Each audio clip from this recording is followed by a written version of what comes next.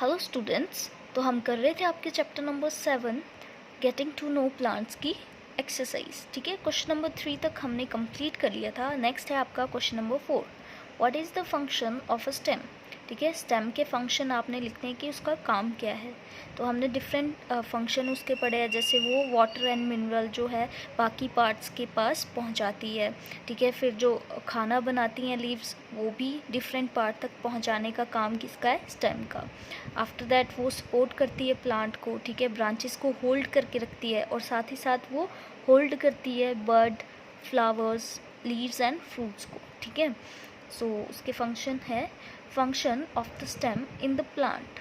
Number 1, stem conducts the water and mineral to other parts of the plant.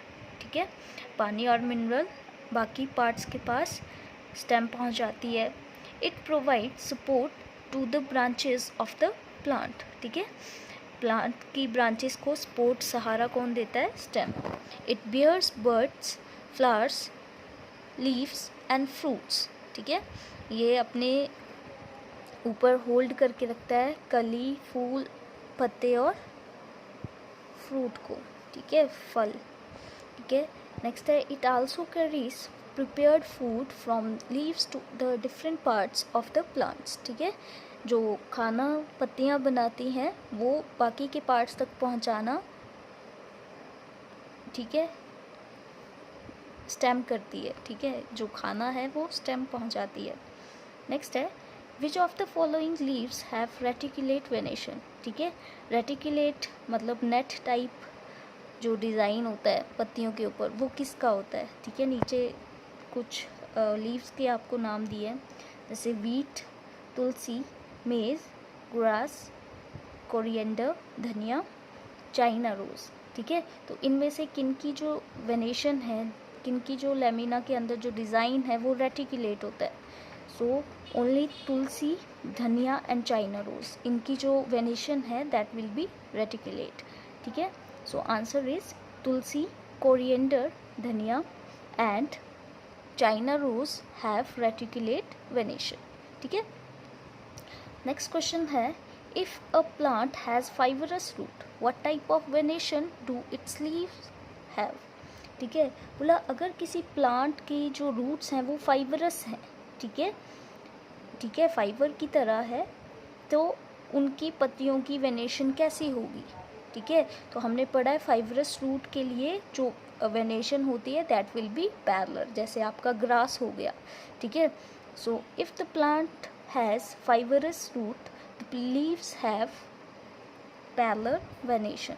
ठीक है, सो अगर plant की fibrous root है तो उसकी पत्तियों की पैरेलल वेनेशन होगी। ठीक है, जैसे लॉन्गिट्यूडनल आपने ग्रास देखा होगा।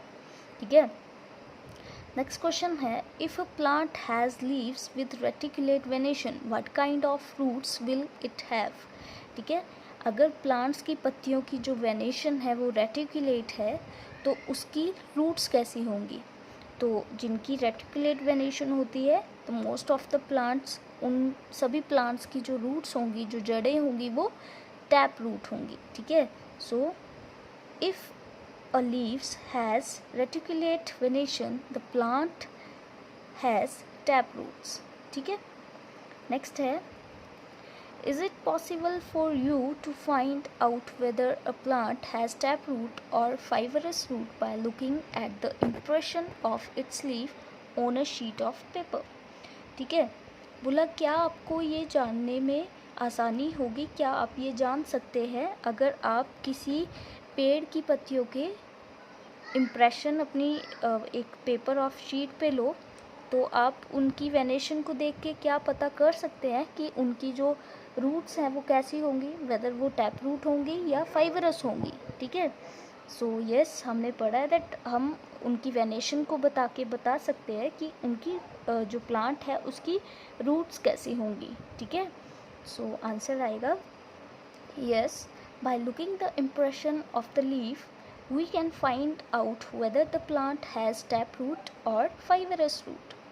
If the leaf has reticulate venation, the plant has taproots, and if it has parallel venation, the plant has fibrous roots. ठीक है। सो अगर उसकी वेनेशन जो है वो रेटिकुलेट है तो प्लांट की टैप रूट्स होंगी, और अगर पैरेलल है तो फाइबरस रूट। तो हम ये इम्प्रेशन देख के बता सकते हैं, ठीक है, कि अगर हम लीफ इम्प्रेशन अपनी शीट पे लें तो हम उसकी वेनेशन को देख के भी फाइंड आउट कर सकते हैं। नेक्स्ट है what are the parts of the flower.